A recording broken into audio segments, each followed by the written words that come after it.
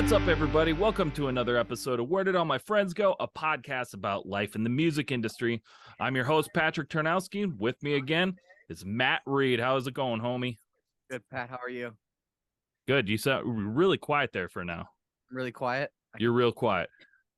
Don't be quiet. Be loud, obnoxious. This is pop punk, man. That's what we do.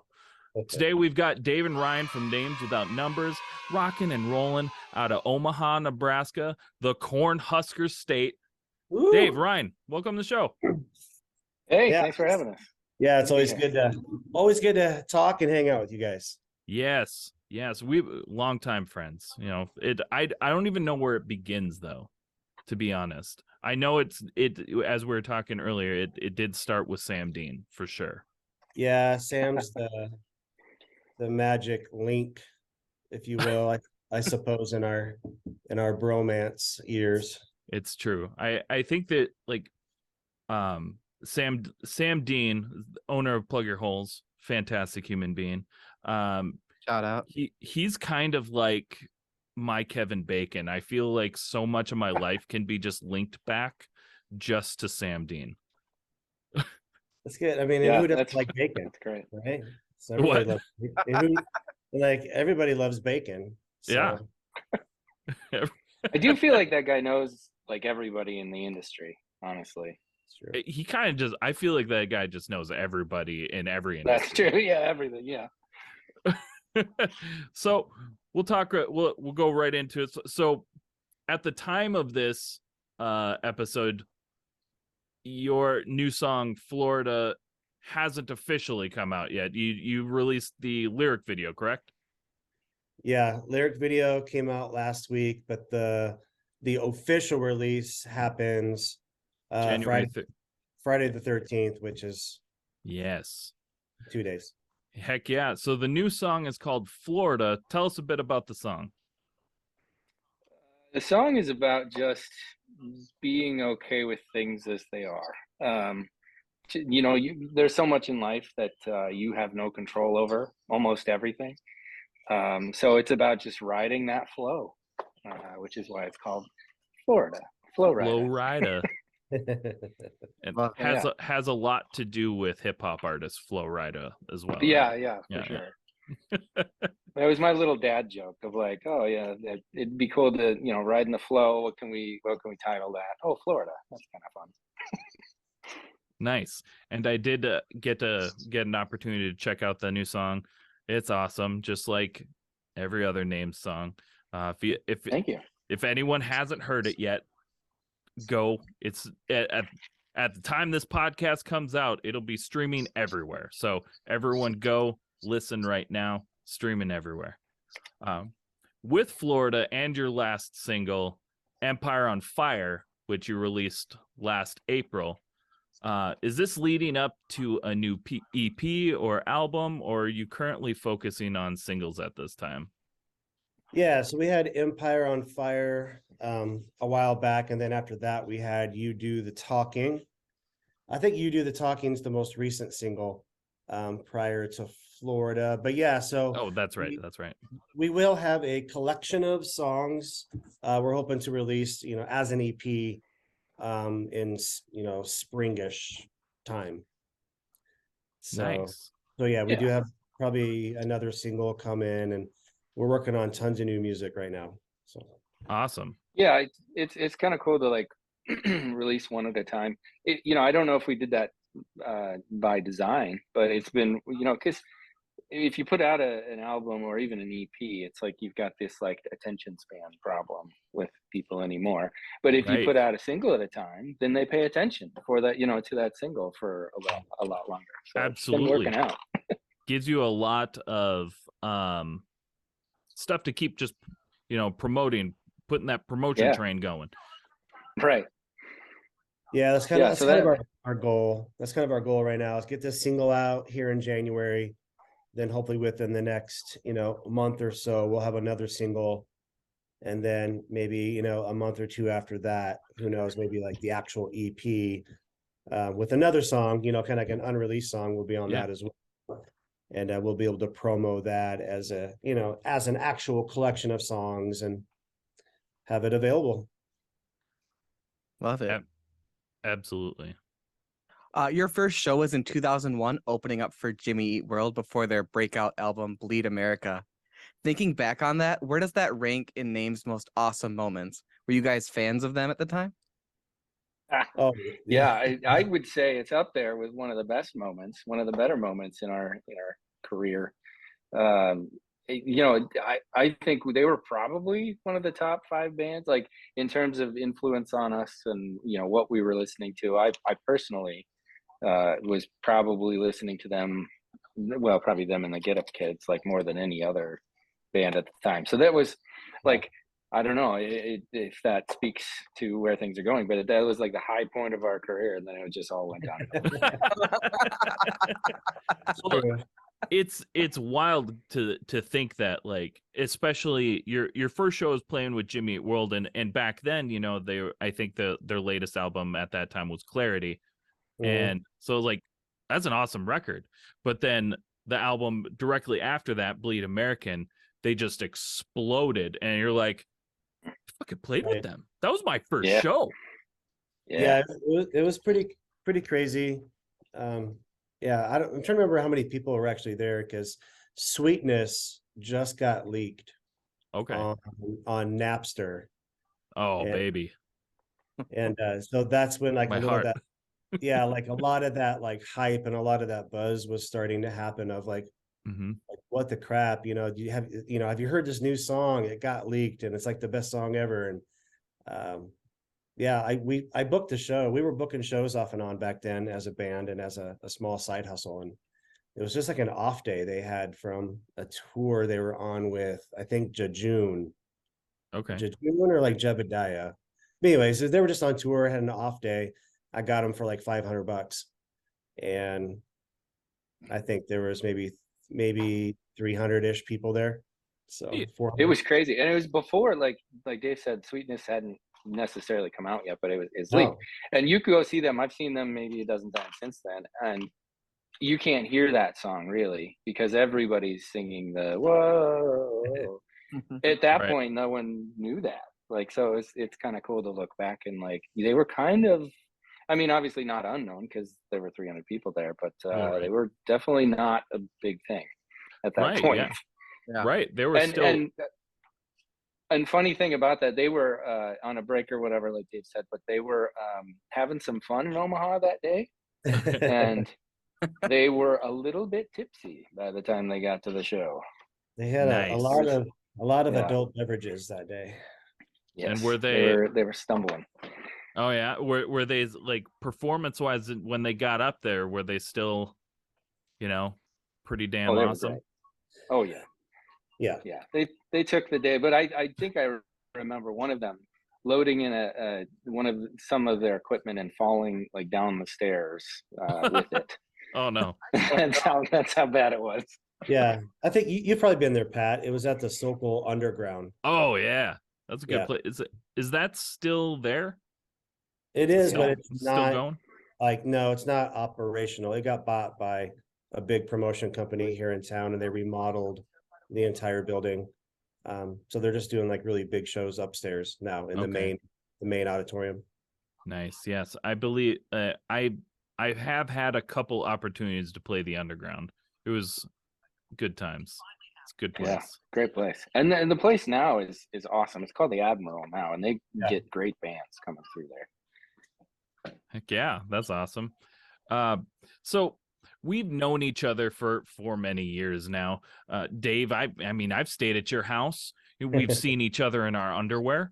But one thing that it's true, so true. And one thing that I don't actually still know is where did the name Names Without Numbers come from? Yeah, that's actually, Dave, you want to take it? Okay. So just prior to Names Without Numbers, we were in a band called Life 9, and that's kind of how my promotion company started, the Life 9 Productions. But Life 9 was kind of like changing directions stylistically. We had a separate lead singer that let's just say it wasn't working out. Okay. And so we let him go. And, collectively we were just like, well, let's come up with a new name, because stylistically we're really kind of honing in on who we are now. And our drummer, I believe, John, at the time, was just like, we need to be a band that's like a name without a number, because we were Life 9. Yeah. At the time, at the time there was like 311 and Eve 6 and Matchbox 20. Blink-182. Like everybody had a name. One of my first band names was Five Before Flying. It had the 5, 5 in there. Yeah. Squad 50. Yeah. So that it just stuck. We're just all like, that's it. We're names without numbers. I like it. It speaks to sort of like being unique and being sort of sticking out of the crowd and not just being a number. So we kind of like that. Yeah, absolutely. Was that a big aha moment when your drummer said, I want to be a name without numbers? Was that like a click? You're like, oh wait, oh fuck yeah. Wait a minute. Actually, I think, and we went around and around about this, but we were gonna, for a little bit, we were discussing Names of the Numbers or Stars Between Stations, which is one of our early songs. Mm-hmm. Because of the meaning behind that, which is like you turn your radio dial and you hear the static between the stations, and that's kind of the star, like radio waves bouncing against the stars. So that was like another one, but we were like, well, no, people are going to think that that's like we're stars between like radio stations or something. And that's a little too egotistical. So that's fair. We decided against Stars Between Stations. But we named even though you guys are stars between stations. Right. You all have reached a huge milestone that many bands never achieve. You just released a remastered 20th anniversary EP. How has your band changed over the last 20 years? We have a lot less hair. And more around the stomach. Yeah, but, gained a little bit of weight, lost some hair. My beard is a lot more gray now. Mm-hmm. But musically, I think we're still in that same like world, that same pocket of I always called this aggressive indie rock. Mm-hmm. I would have little flyers and stickers I would hand out all over like Cornerstone, and that was always like the little tagline I would put on there was aggressive indie rock. So I think we're still in that same genre, but definitely more mature songwriting. I think the term that I've heard, I think it was Mike Harvitt, our friend from Flight Metaphor here in town, that coined, well, he didn't coin it, but he's called us power pop, which I think is very accurate with what we play now. We're a little bit more pop, but still have that like crunch behind it. Yeah, so that's kind of how I would define our music and where we've evolved to, which is like, Dave, it's a mix of where our influences come from, which is Dave is very like into the a little bit heavier music stylistically, metal and hardcore. He does have a Furnace Fest shirt on, so exactly, yeah, he's kind of into that, where I've been sort of into the pretty music. I mean, dare I say, a little bit folk and a little bit like prettier type music, and kind of that's where we've kind of met and stylistically kind of meshed in that zone, which is a little bit power pop. Absolutely, and it's I definitely I agree with that. Power pop rock. It's good driving rock music. And then you have those like slower, pretty jams. It's a good mixture. Yeah, it's so hard to tickling the eardrum. Yeah. Was it Dave? Let's just say it's hard to put labels on. There's like so many like genres and subgenres, but we just play rock and roll, and hopefully people like it. And like Ryan was saying, we have our influences for sure. Mm-hmm. Especially like the Jimmy Eat World and the Get Up Kids, Anne Berlin. You kind of throw it all in the pot, and that's what you get. Absolutely. I grew up a big like Get Up Kids fan. Like there's like Something to Write Home About, I think is one of the best like albums of all time.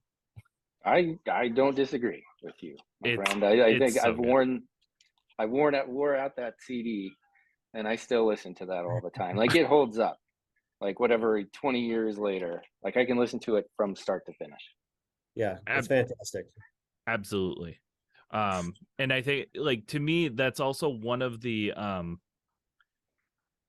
I feel like it's one of the originators to where, like, Fall Out Boy started creating those like wonky song titles and stuff.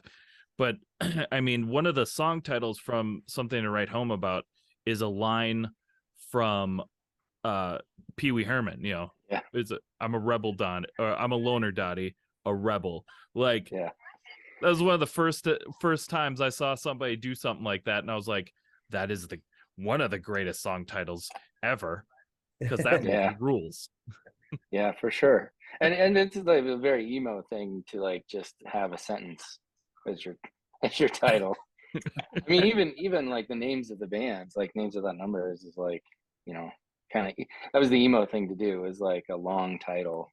Mm-hmm. Further Seems Forever, The Get Up Kids, Jimmy Eat World. It was all like these long, I mean, which was kind of a unique thing at that point, like when emo kind of started blowing up. Absolutely. And talking about like how things have changed and everything like that, one of the most key components to staying relevant in today's musical world is social media. With that being said, what form of social media do you personally find yourself getting sucked into the most? Dave, you should take this one. Well, I think social media, at least if you're trying to do anything with like business or a band or music, is a necessary evil, if you Absolutely.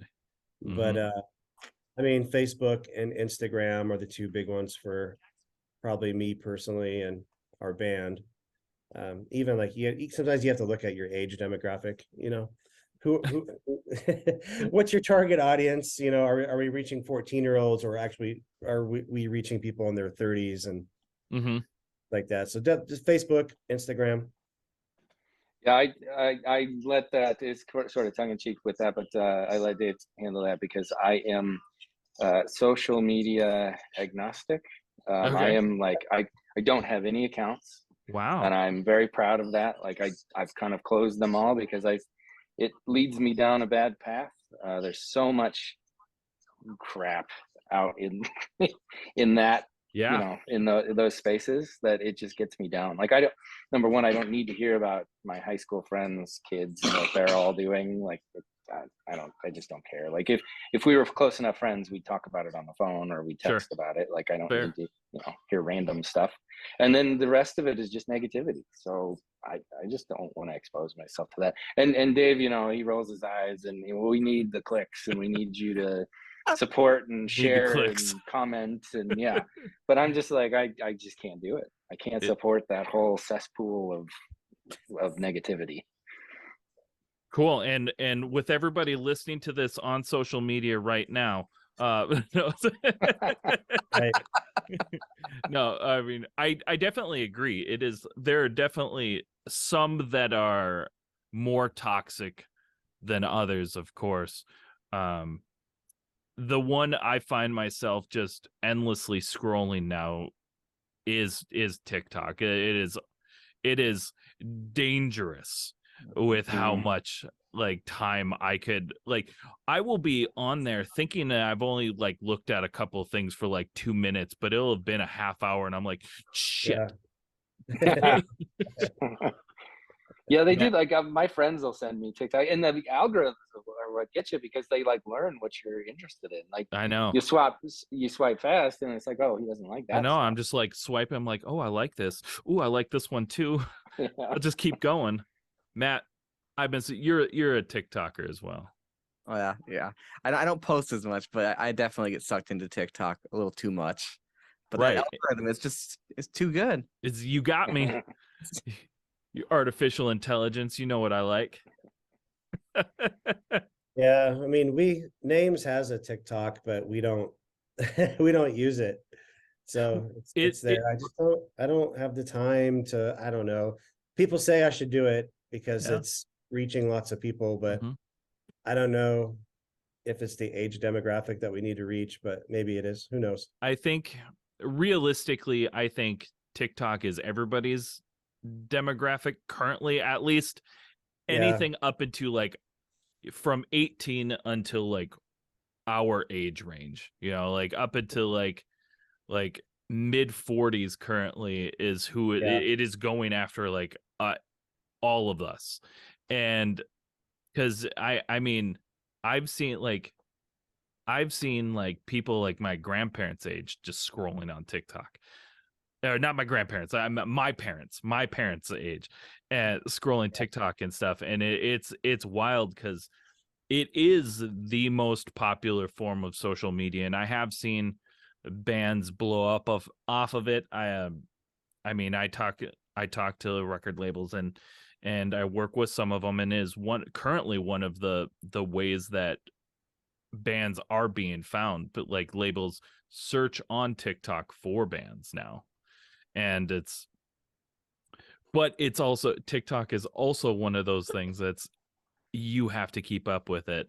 They want you to post like 3-4 videos a day, and it's like, I have children. Where the fuck do you expect me to have time for this? Yeah, I mean, that's basically my reasonings too. Is like, I have a job, I have kids, and I don't have time to be consistent and in your face. TikTok doesn't care. Yeah. Feed me. I do. I struggle with Instagram. So yeah, Facebook, Instagram, that's where I put my focus, and whatever to the rest. The thing is there's so much social media. Everybody's really using everything. I mean, I know that, like, if you're using TikTok, most likely you're also scrolling on Instagram. Those two really go hand in hand. And there's billions of people in the world all using this stuff. So, I mean, as long as you focus on one, that's really what counts. Focus on something. Yeah, because they're all tied together. I mean, all those Instagram feeds and reels are all the Insta talks. Yeah. I hate it all. Yeah. That we have one more question before we go to a quick break. If you could give our listeners one piece of advice that you know now that you wish you knew when you were first starting out, what would it be? Oh, I don't know. I would say don't give as much of a crap about what other people think, is sort of what I still do it, but it's one of those things that I've kind of learned to like care less about what other people think. It doesn't matter, right? Mm-hmm. Do what you want to do and do what makes you happy, and that's all that matters. I agree with that. Dave, do you have other wisdom? I mean, if it's just like industry band advice, yeah, sure, probably get as many tattoos as possible. Lots of tattoos is a good idea. Yeah, I mean, don't burn yourself out after you release maybe like your first big record or something like that. I think that's kind of what happened to us a little bit. Is we put out our first full length, and it was just like we played shows nonstop for the next 6 years and never took a break, and then that was it. So hindsight, put a record out, tour it, push it as much as you can, but then take a break and write another record. Yeah, you gotta give yourself that time to relax, have that mental break. Space from each other as well. Yeah. Yes, that's important. Yeah. But yeah, give yourself time to be creative. Yeah. Mm-hmm. Yeah. Have that outlet. And one of the things that a lot of people don't think is, it's like you can work and you work, but you got to give yourself that mental health break though. Otherwise, you'll just drive yourself nuts. It is okay to take a break, no matter what anybody says. Yeah, for sure. Yep. 100%. And with that, we are going to take a quick break. We'll be right back with our next segment. What's up, friends? We're super stoked to tell you that we just partnered with GFUEL. And let me tell you, there is no more pop punk beverage on the market right now than GFUEL. GFUEL keeps you energized focused, and hydrated. If you go to GFUEL.com right now and use code Unsigned Pop Punk, you're gonna save 20% off your entire order. You can get it in the tub form and have 40 freaking servings of flavors like Rick and Morty's Unstable Portal Fluid, which is a delicious strawberry limeade, or get something in the can form like Sonic's Peach Rings or Crash Bandicoot's Wumpa Fruit. Go to gfuel.com and check it out for yourself. Let us know what your favorite flavor is. And once again, don't forget to use our code Unsigned Pop Punk to save 20%.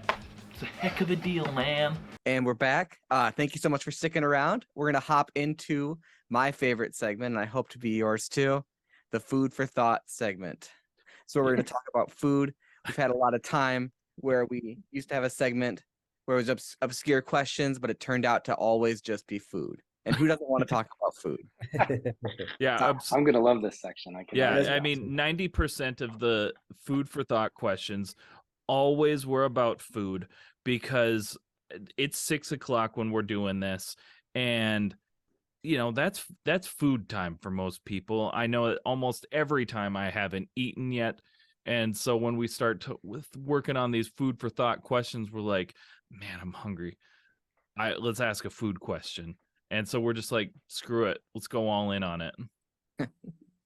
I love it. Matt, you want to ask the first question? Alrighty. Touring bands traveling through Nebraska need to eat. What's the must-stop place in Nebraska? Ooh, in Nebraska. In Nebraska or Omaha? Yeah. I just would go think with Omaha. Yeah. Oh, okay. Unless you have something in. Or unless there's a better place not in Omaha. I mean, so I would say if you're gonna like say the whole state of Nebraska, I think you have to do Runza. I mean, that's sort of like something you don't find everywhere. Okay. And it may be disgusting to a lot of people, but I find it delightful. What is it? What do we got? And so basically, like it's a fast food restaurant. Okay. And they've got amazing crinkle fries. First off, so if you don't like Runzas themselves, the fries are amazing. But it's an actual Runza is a sort of like a pocket of bread with meat and cabbage and spices in it, all baked up into like this, like, I don't even know how to compare it to something else. It's like a Hot Pocket, sort of. Okay.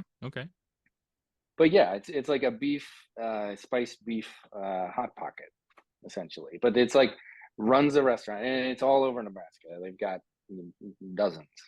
Okay, I've never heard of that. So, I mean, I'm always open to new places. So, last time we were in Omaha, we went to like some late night bar.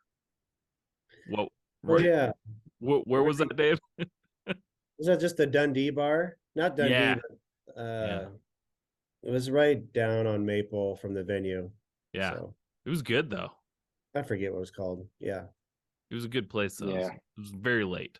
Yeah, fantastic bar food. I mean, Runza, you're not really missing anything if you haven't been there. Okay. Well, I want to check it out. It's a very polarizing food and restaurant around here. I mean, even the people who grew up here, some don't enjoy it. Apparently, Dave does not. I think it's delightful. I mean, I kind of think of it as like if you're going someplace like a Whataburger, or In-N-Out, like. Yeah. Man, if you're out in California, I mean, you're going to go to an In-N-Out. Right. But you're not going to go to a Runza if you're in Nebraska. You're not just fighting for it. You're not fighting people for it. Well, it's the same thing. You come to Nebraska, you can only have Runzas in Nebraska. Sure. Like, okay. And is it the best food in the world? No, probably not. So but you can check it off your list that you've been there. So what you're saying though is just like In-N-Out, I should fight someone for it, though. I would fight someone for it. I mean, if it's I would fight somebody for In-N-Out. Yeah. Yeah, I mean, if I was in like a cage match and someone was like, you win this and you get a Runza, otherwise you don't have any Runzas the rest of your life, I would fight for it. I like it. See, to me, that means I need to try it. Me too. Yeah. There's another food joint in Lexington, Nebraska. Okay. They have just like, I'm trying to remember the name of the place. I mean, the name of the place would actually help, but it's just street, authentic, like street tacos. Okay. It's fantastic. I think it's called like Rosalita's or something like that. Okay. I do like me some street tacos. So yeah, I mean, they're just fantastic, delicious street tacos. I know whenever I'm on a vacation or a trip, or if I'm traveling across Nebraska, I always try to time it to where I'm hungry. But even if I'm not hungry, I'll probably stop there just to get some street tacos. And I mean, you're going through anyways. Yeah, and it's just right off the highway. Yeah, so might as well. Got to get it. So on the top of switch topics a little bit. Nebraska is known for its corn. Hell, even the college football team's called the Cornhuskers. With that being said, what's your favorite corn dish? Oh, I that's don't. a good one. I mean, again, corn on the cob. You have to go with corn on the cob, don't you? Like sweet corn on the cob. Like, Good. See, I would go with street corn. Some Mexican street corn. Woo. Okay, I could get behind that. Yeah. Maybe a little butter. They probably put spice on it too. Oh, there's lots of stuff. Look, if you haven't had it, look it up. It's good. Or like some sort of elote. Oh, I don't know what that is. What is elote? I had an elote pizza. Oh boy, that was good. Oh, have you ever had that, Matt? I got it in the cities once. I've had elote. What is elote? Like describe like what is it's like it's pretty similar to street corn, right, Matt? Yeah. It's like street corn without the cob. Yeah. So street corn. Oh, okay. No cob. Like it's got great. Like like Cohita cheese on it and spices and good stuff. So basically, you can't taste the corn. Oh yeah, you got the corn. Right? You got the corn. Again, I must be anti-Nebraska because I really don't care for corn. I do like I like a really good cornbread. Like a good cornbread. Yeah, that good counts. Sweet cornbread. I like that, but corn in general, I'll usually skip.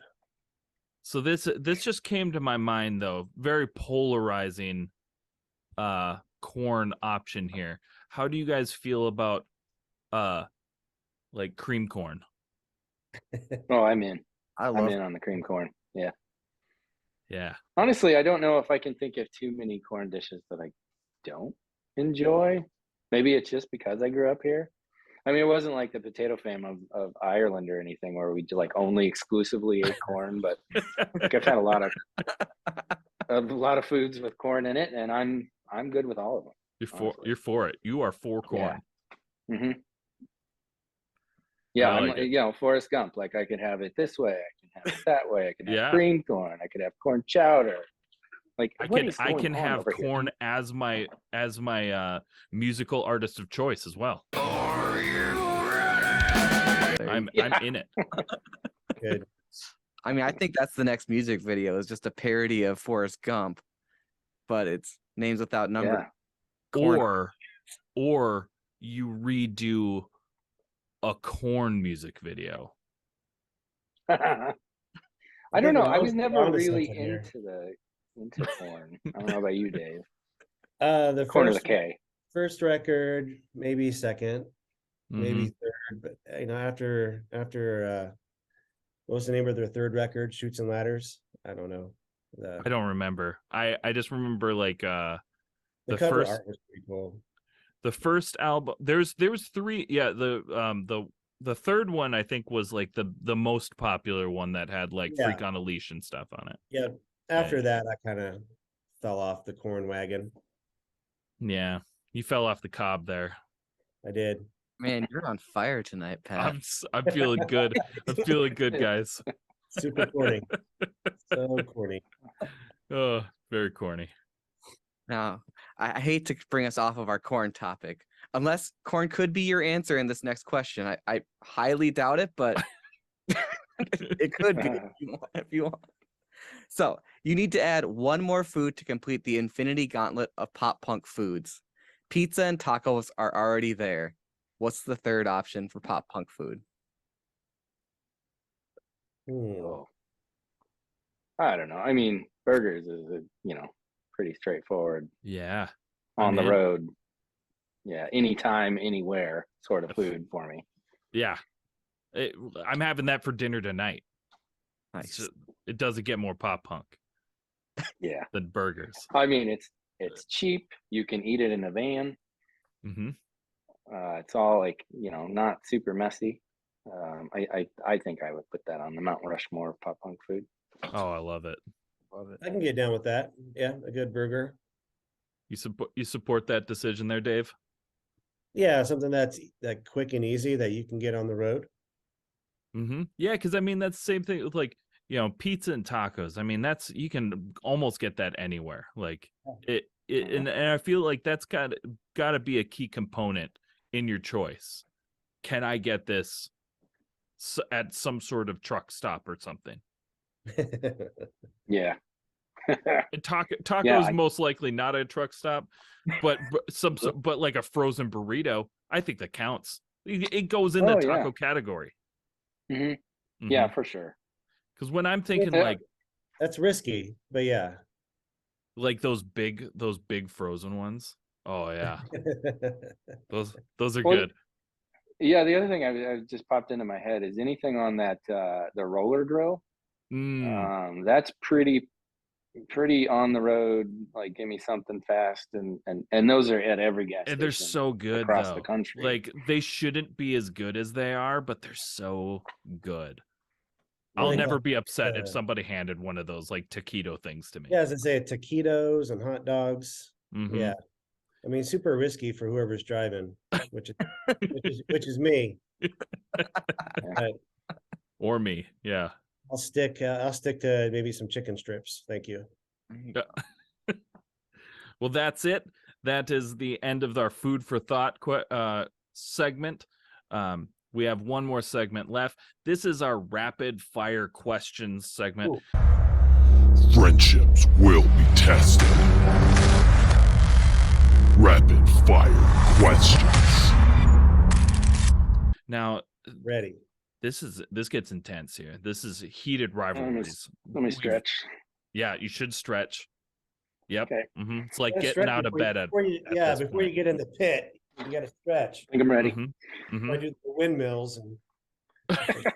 So. Yeah, because you got windmill kick someone in the face. Well, Furnace Fest is coming up in September, so I need to start stretching. I know. I'm hoping to be there this year. That's a bonus tip for our listeners. Stretch before you get in the pit. Yeah, absolutely. Okay, are we ready? First question, Mountain Dew or Mellow Yellow? Mountain Dew. Mountain Dew. Absolutely. Horror or comedy movies? Oh, comedy. Yeah, I knew David would say that. Yeah. He watches that. So time out just a second of the rapid fire. He watches the most random, obscure, like anything. It's the most off the wall, campy horror movies. He's into it. Have you seen Terrifier 2 yet then? No, it's on my list. Yeah, it's on my list too. Sometimes it's hard to watch those with kids. It's true. And the thing is like this, it does make a lot of sense because Matt was actually, so it was like, so who's who? And I said, well, Dave's the bearded guy with the hat. And he said, oh, Nebraska Pat. I'm like, pretty close. Pretty close. You guys are like soul brothers. We're very connected. True. This one isn't an either or question, just kind of random. Do either of you actually still listen to the radio? Do you listen to radio stations? Yeah, I'm not super proud of it. Yes. Is it NPR?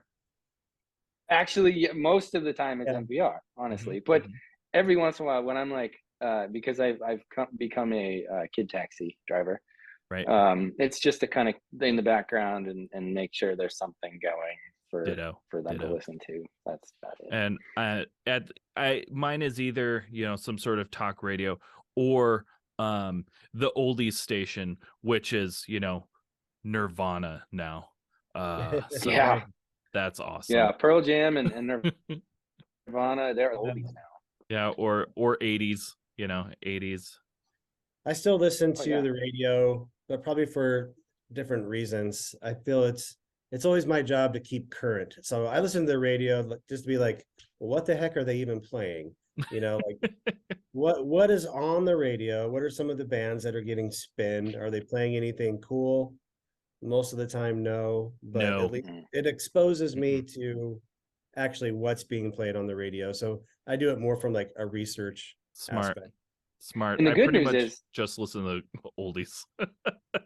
And the good news is the all you have, if you're doing it for that reason, to kind of keep current, all you have to do is tune in for like 30 minutes every month, and you get, oh, okay, these are the songs, because they play the same ones every half hour. It very true. All right, moving on. Cartoon Network or Nickelodeon? Cartoon Network, for sure. They got the Adult Swim. I mean, you can't beat that. Good stuff. I feel like, but Nickelodeon was doing Adult Swim before Adult Swim, like Ren and Stimpy. Good point. That's classic. Good point. Yeah. Classic. And that's where like SpongeBob was sort of ahead of its time as well, I feel. Absolutely. I mean, obviously Adult Swim is significantly grittier, but but Ren and Stimpy was pretty freaking messed up, man. Do you remember when Ren lost all of his teeth and like the gas? Gross. I love it. I love that show. It's so good. Thin crust or regular crust pizza? Oh, regular. I'd say regular crust. Yeah.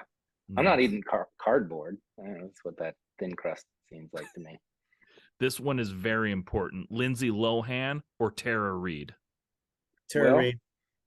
Nice. Yeah, I'd probably say the same, just because she was in The Big Lebowski, and I give her credit for that. Was she? I don't remember. Yeah, wasn't she? She's the one that got kidnapped, right? I honestly, I don't know. When I think of Tara Reid, I think immediately just go to the American Pie movies. Yeah, that's what I think of.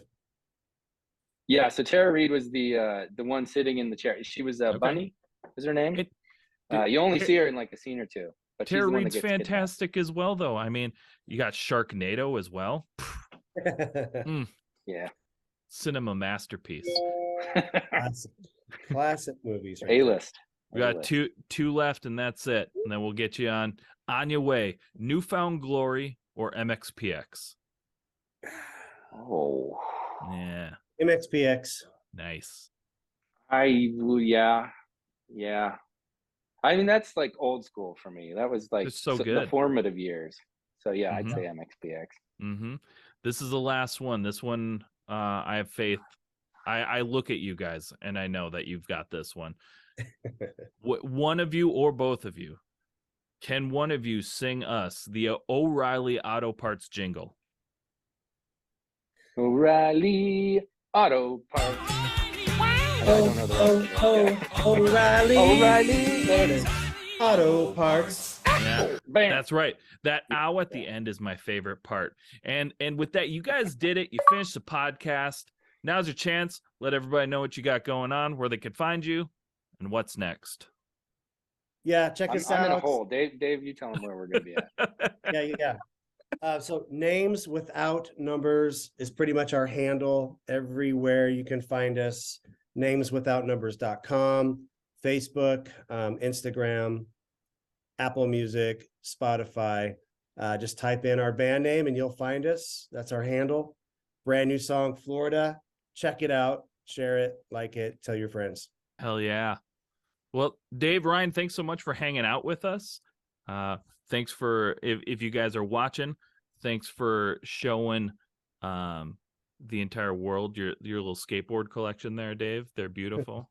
I love it.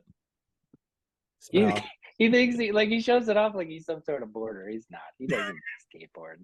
I used to be okay. When you get older and you're not a good skateboarder anymore. This summer, you're gonna break your hip if you do it. Yeah, sure. Last summer, I actually had the audacity to think that I was gonna learn how to skateboard. I bought a skateboard. I've never known how to skateboard, but I was like, I'm gonna learn how to skateboard. Guess what? Didn't even try. but I got that skateboard. maybe this summer, you know. Yeah, you should do it. Be my with lots of padding. Yeah, my 40th birthday goal. Learn to skateboard at 40. Let's go. It's never too late. You keep going. Don't give up on your dreams. Thank you. You can do this. I believe in you. Thanks. Yeah, I hope you have good insurance. Thanks for having us, by the way. Yeah, no problem. All right, guys. We'll chat with you later. We want to hear from you. What was your favorite part of today's show? What are your thoughts on this week's topics? Do you have any stories of your own to share involving this week's guests? Well, like I said, we want to hear from you, and the easiest way to do that is for you to join our Discord, and you can find that at discord.gg. And this is where it gets a little tough, guys. So discord.gg/VU lowercase ky, and then the rest is all capital BYER. At some point, we're going to hopefully get very lucky, and we'll be able to make our own. We'll get a custom one. Fingers crossed. We've also started a series we'll be doing on the podcast called The Showcase. Yes. The Showcase is an hour-long interview show for up-and-coming bands that have newly formed. Each episode will have 6 bands per episode, getting 10 minutes to interview to promote themselves. This is the show every band can submit to, and if it's something you'd like to be a part of, head over to unsignedpoppunk.com/podcast. Yeah, just hop over to unsignedpoppunk.com. There's a whole bunch of different stuff up there, but you just hit that podcast tab and you're going to find it. Super easy. And guys, this February marks our 2nd year anniversary, and it's also happens to be my birthday month. We're going to celebrate all month. At least I am. So we're going to do a special live stream concert on our Twitch channel. We're going to have some bands. We're going to hang out, maybe get some gold balloons. If you aren't following us on Twitch already, go to twitch.tv/unsignedpoppunk. On there, we also do the super awesome music video show live, hosted by the Super Gibby, every Thursday, 7 p.m. Central Standard Time on that Twitch channel. That's, again, twitch.tv/unsignedpoppunk. Matt, it's a great time. It's always great hanging out with you. Thank you for hanging out with me. Of course. Thank you again to Dave and Ryan from Names Without Numbers for hanging out with us today, and we will see you all next week.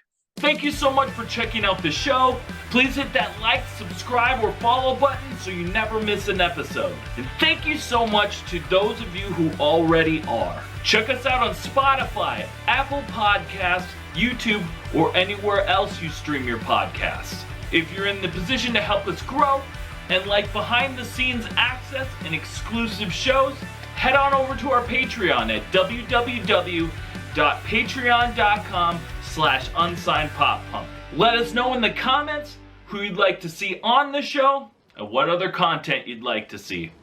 Thank you all so much.